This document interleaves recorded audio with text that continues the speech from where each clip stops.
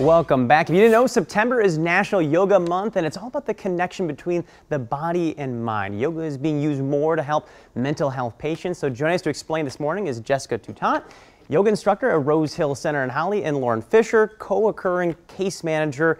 Thank you both of you for being here this morning. Thank you for having us. All right, so first off, I'm going to jump in with Jessica. Tell me a little bit about yoga. What exactly is it for those who are the absolute beginners?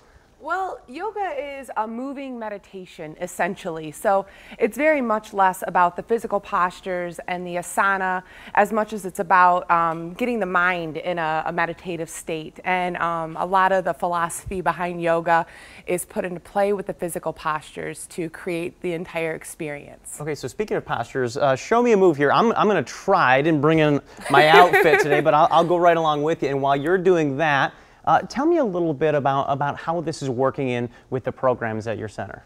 It's great. So essentially, like, yoga is, the connection between mind and body, and so it's teaching a lot of coping skills for people with mental health. It talks a lot about breathing.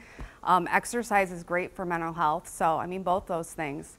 And I also like the yoga 12-step recovery is something that people can do outside of Rose Hill when they discharge, because it's offered out in the community, which is great too. Yeah. So I saw some arm movements here. Tell me what we're going to go into first. Yeah, basically I was asked to bring some easy stress relieving postures to the general public that would be accessible to all different types of bodies and levels. So a couple of those postures, one is just a standing forward fold. So kind of hinging at the hips and pulling the belly in, just gently forward folding, wherever the body will go down. Every body's different. And this is a good stress reliever because it brings extra oxygenated blood to the brain, and it's actually an inversion where you get the heart over the head. Okay. Yep. What's another move? Child's pose. So coming to hands and knees, and then spreading the knees nice and wide. The toes come together. The hips sink back towards the heels, and you gently walk the hands out, letting the chest melt in. Now, you talked a little bit about a 12-step program. Tell me how yoga works in with this.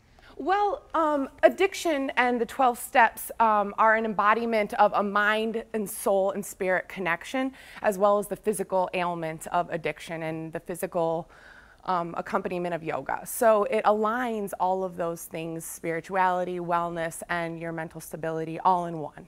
Gotcha. And for those who want to go to Rose Hill, how do they get involved? Okay, so Rose Hill is a residential treatment facility for adults with severe mental illness, and then we have our co-occurring program, which I actually do, so it's for substance abuse and mental health. And so you can definitely check out more information on that at rosehillcenter.org. Gotcha. And this connection of body, mind, yoga, addiction, are you finding more people looking for that help in this form? Yeah, and I think Rose Hill definitely looks at encompassing all of that, right? Like, you want to get healthy physically as well as mentally, and all of it kind of connecting that way. Gotcha. Yeah. Well, thank you both so much for being here this morning. We appreciate it. Thank you for having us. Even got a little bit of my breathing exercises in this morning. I love that. By the way, Rose Hill Boulevard, if you want to check it out, rosehillcenter.com. We got the information right there on your screen. Yep. Grab a pen, jot it down, make sure you have it. We'll link you back at WXYZ.com as well.